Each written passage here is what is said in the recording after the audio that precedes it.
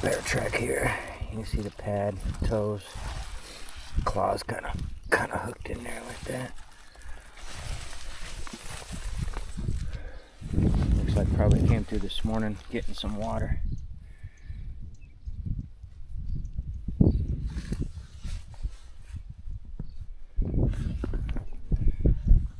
Oh, we got the zoom on here.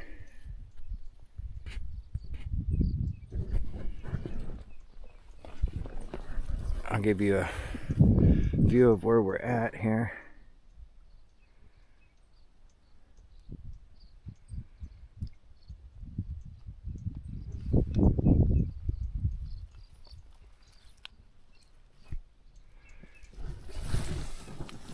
Beautiful meadow.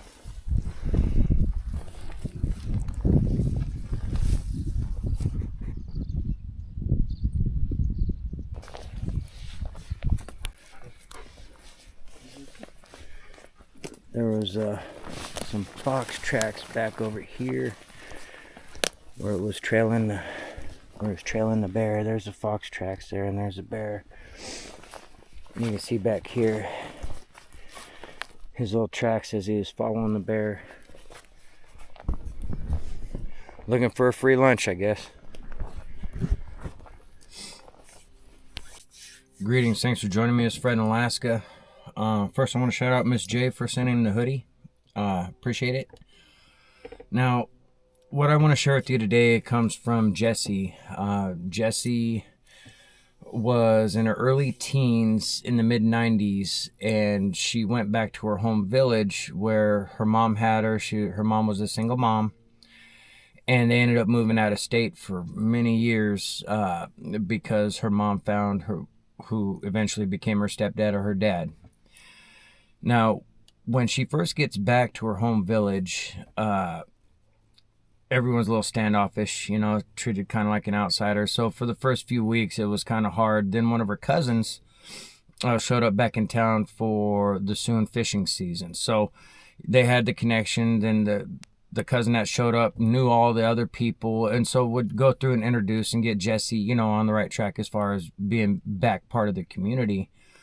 Well, the same cousin, at the end of that season, again, this is the mid-90s, at the end of the fishing season, he got back from fishing and said, hey, I'm going to go out and do some running around, I'm going to go up river a little ways, and maybe you want to go with a couple of people are going, let's go check it out or whatever. And she agreed. She was like, that'd be great. So on the way, now, I was asked not to divulge the river. We'll just say it's within the Bristol Bay area. We'll leave it general as that, right? So she goes with her cousin and two other further removed cousins. And there was 2 guys, 2 girls.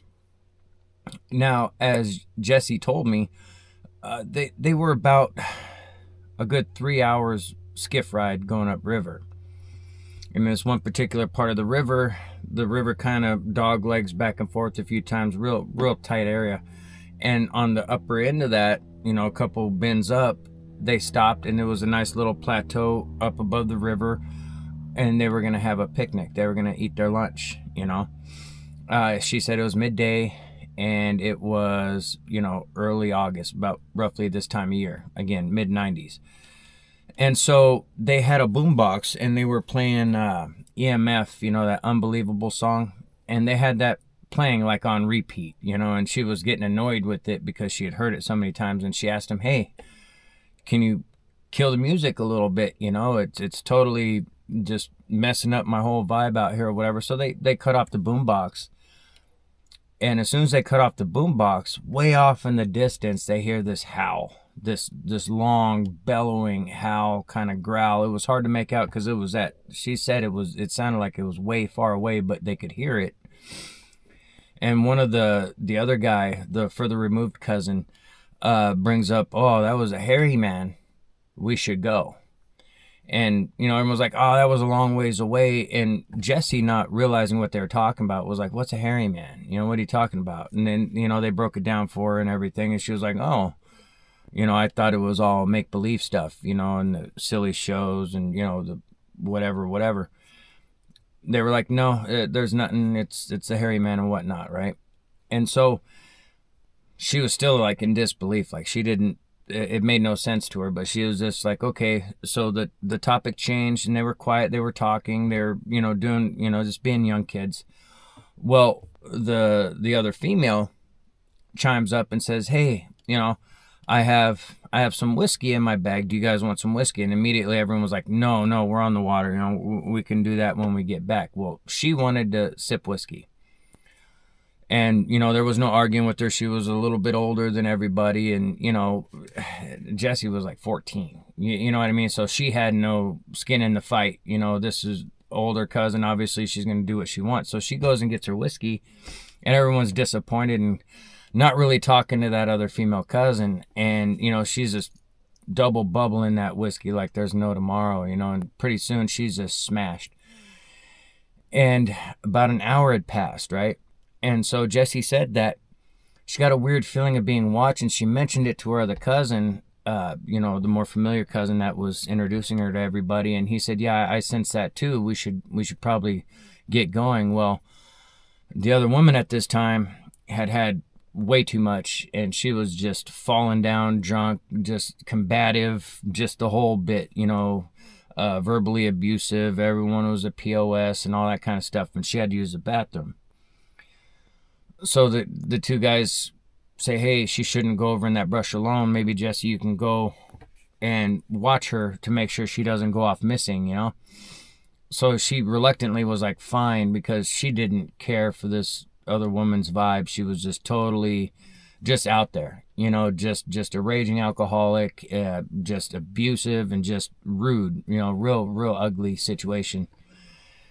Jessie felt bad for her because she felt obviously there's something wrong in her life where this is a problem, So she follows her over, and she's standing about 25 feet away from this girl who's still cussing her. I don't need you to effing follow me, yada, yada. I mean, she's just laying into Jessie, and Jessie's just kind of like, what am I even doing over here? Why follow her if she's just going to be so rude, whatever. So she just turned her back and stood there nearby, about 25 feet away. And she could clearly see her other two cousins standing over there, and they're kind of quasi looking the direction, but more, try not to pay attention to the girl handling her business in the brush. Now, off the riverbank, you got this tall grass, and she said it was about 3-4 foot tall. They walked down a little game trail to get over to the taller alders and willows in that little particular area where she tucked in to go to the bathroom. Now, with her back turned, she started hearing the brush moving and thought it was the wind. And just as she was getting ready to turn around, she said she heard a grunt, and she immediately thought, bear. So she yells out to the other two guys, bear. Well, they were armed, and immediately they come charging over, right? Now, as they come running up, Jessie's back is still to this girl and this sound, and she kind of squats down and covers her ears. She was expecting them to start shooting, and as they run up, they stop, and they're doing this number, looking at the brush, and they're looking at each other and looking up, and they're motioning for Jessie to come their direction, but they're not saying anything. They're just like, get over here. So Jessie kind of, monkey crawls on out of, in their direction. As soon as she split the difference, she said about halfway, they both leveled their rifles and fired into the brush. Now, all this was going on, the drunk girl was doing her thing. She was not, she was oblivious to all of it till the guns cracked. Pow, pow, a couple shots crack off, and she screams, right? So immediately everything goes chaotic. According to what Jessie said, she turned around and looked back, and all she saw was this dark figure turn and was moving away. And from what her cousin told her, when they came up, they saw it moving towards the direction of where the other woman was using the restroom in the brush, and that's when they were like in shock and motioned her over. Now, they explain all this real fast because it happened, quick. So what, according to Jessie said, was as she's realizing what's going on and seeing this dark figure moving away, immediately the two guys go rushing over towards the brush to get that chick out of the brush where she was using the bathroom. Again, she was belligerent. She didn't know what was going on. She starts accusing them of trying to shoot her. I heard the gunshots, all this stuff, right? So they're dealing with a drunk woman that's just uncooperative, belligerent, ugly scene, right? And Jesse's still standing where she had crawled back out, and they came over to her. So she's standing there looking back, and she hears the brush. And she said she could see the top of the brush moving, and it kind of lost sight of it, but it was moving back behind them. And she yells out, "Hey, it's moving." And they said, "We hear it, we hear it." The other guy, not the closer cousin to her, he steps out further away from the brush, and he's trying to look back up in there and everything, as her closer cousin was trying to get this woman to listen and let's go, and she was being resistant. She was like, "No, you guys are trying to kill me," and all this nonsense, right? Just belligerent and not realizing what was happening. She was not in her senses. So from what Jesse said, when the guy steps back, and that she can hear the back and forth between her closer cousin and this guy and her, they're all going back and forth, like, "Shut up, just come on, we gotta go. And then they said, "It's a hairy man. It's the hairy man in the brush." Well, when they said that, all of a sudden, this girl that was resistant, pulling away and just being belligerent, comes charging out of the brush towards Jesse, and she's falling down. She's so wasted, but she's jumping up, panicking, trying to run, right? Chaotic scene. Her closer cousin comes out and is like, hey, stop her. She's going to run into the river, right? Because she wasn't all that far from doing just that, right? So they're all gathering around her, trying to get her to calm down and whatnot. And as this is going on, Jessie keeps looking back to that brush, because again, she saw movement moving back around, and the two guys heard it. And they're trying to keep this other woman from basically injuring herself and being a danger to everybody, because she was just belligerent and out of it. Now, from what she said, as they were standing there trying to counsel this girl and get her to stop her nonsense, which is impossible. If anyone's dealt with a drunk that's just belligerent, it's almost impossible, right? As that's going on, all of a sudden, from the brush where they last heard the movement, this scream comes out. The scream bellows and just echoes, and it tears through everybody, right? And it was a pretty standard explanation, It was deep, but also high-pitched, all rolled into one, right? Not quite the air raid type, but it was brief, and it was very powerful. Got all their attention. And as the two guys are looking back at the brush and leveling their guns, because they didn't know if it was coming out or leaving or what. They didn't know. Well, as they're doing that, this chick, the drunk one, takes off running. They're like, shit. They turn around, hey, they're yelling her name, stop running. And she just barrels through the grass and poop, right over the riverbank. She didn't even slow down. She's ploosh, and they heard her splash in the water. Immediately, everyone goes running over there. The other guy, who was a little bigger than her closer cousin, he jumped down the bank. He left his rifle up on the bank and is trying to get this chick out of the water. Luckily, it was a little eddy area that wasn't too deep of a hole in there, and it was only about 3 feet deep where she had landed. And she's just belligerent. "You threw me in the water," and all this just nonsense, right? And, the guy is, at that point, is fed up. Tells her to shut up, get up the bank. So they're all struggling to help her up the bank. This scream just happened. So Jessie is freaked out. She's watching the brush. Her other cousin's trying to help this chick. And her cousin says, "Keep an eye out. Let me know if it comes out of the brush." Everyone's in a panic. They got to get this idiot out of the water who's belligerent drunk and help the other guy out, and then get over to the skiff to get out of there, right?